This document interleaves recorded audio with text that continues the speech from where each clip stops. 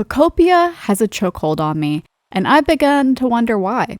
As someone who loves cozy games as well as being a huge Pokémon fan, Pokopia has scratched an itch I've had for about a decade. I always wanted a Pokémon game that I could design things in ever since secret bases were introduced in Gen 3. All of my free time has been dedicated to playing this game, like all I want to do is play Pokopia, but alas, I cannot function if all I do is play Pokopia 24/7. To be honest, I was not expecting this turn of events. I was more anticipating a cute game that you just build things in with Pokemon slapped into the mix, really. I already had a Switch 2 when Picopia came out, and while I didn't have a big expectation for the game, I did want it because I loved Pokemon Mystery Dungeon, and Picopia kinda reminded me of that with how you play as a Pokemon. Now, before the game came out, a lot of people were speculating Picopia was not going to be worth the $70 price tag, plus the fact you need to own a Switch 2. The advertisement for Picopia really sold the game short, in my opinion, only really focusing mostly that you would be playing as a Ditto who finds other Pokemon and can build things. A lot of people felt it would be a Animal Crossing Minecraft mix with Pokemon slapped into it, which sounds fine, but wasn't too compelling other than that it was Pokemon based. Then when the game finally released, people realized the game was actually really good. So good, in fact, that it ended up being a console seller to everyone's surprise, including myself. So why is Picopia so freaking good that it is flying off the shelves at such a high cost? To put it simply, mystery, nostalgia, and the game's expansive environmental building. Picopia excels at selling mystery in a way that sparks curiosity and action. Mystery is really great because even though there is a set timeline of events, the story invites and encourages the audience to participate with their imagination, with thought-provoking puzzles and questions. Picopia starts right off the bat laying the mystery aspect on thick, with the player suddenly materializing into existence as a Ditto transformed into a version of what its trainer might have looked like, already piquing the curiosity of its player. Then once the player looks around, the landscape looks post-apocalyptic, and the only other Pokemon they find is Professor Tangrowth, which introduces the next mystery: where are all the humans? And the other Pokemon? And how did the landscape get to become post-apocalyptic?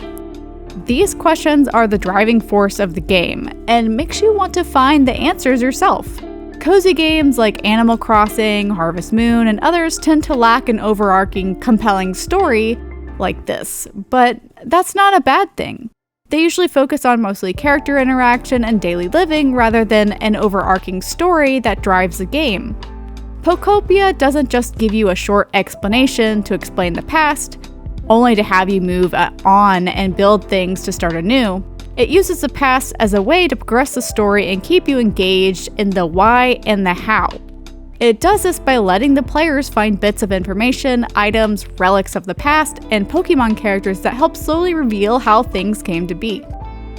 This whole slowly revealing things really makes the game feel exciting every step of the way instead of it feeling like a grind, which is why the mystery genre is so good. The journey to find the answer is the fun part, not the answer itself, as good as it may be. The way the story progresses really gives a player the ability to go at their own pace too. Players can choose to focus more on the story or to get in the nitty-gritty by finding new Pokemon and designing that environment, or progress faster by focusing mostly on the story and quests given. I personally did things a bit more slowly as I really love to explore and goof around in games. I really found myself wanting to restore towns and see how they were originally supposed to look. There's a section called Rigid Rock, and most of the town is covered in ash. Digging through the ash and finding hidden areas really made me feel like an archaeologist, which was something I didn't even know I needed in a game.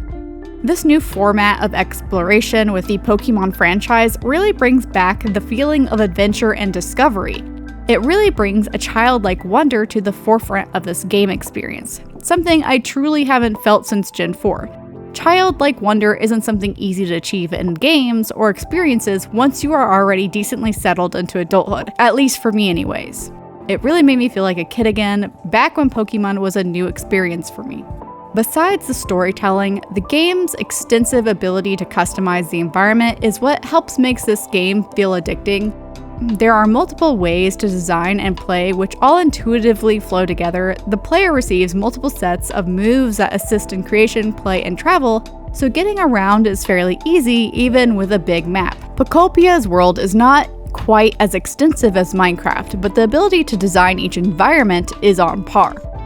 The game allows you to redesign the land and water, build custom houses, and decorate with custom-colored furniture and decor. There is even a skill you learn that makes building and creating faster once you beat the game. The customization to build and design the environment is unlocked pretty early, allowing for players to get creative right away. Picopia is also really great at giving the players a town design roadmap to rebuilding each individual area.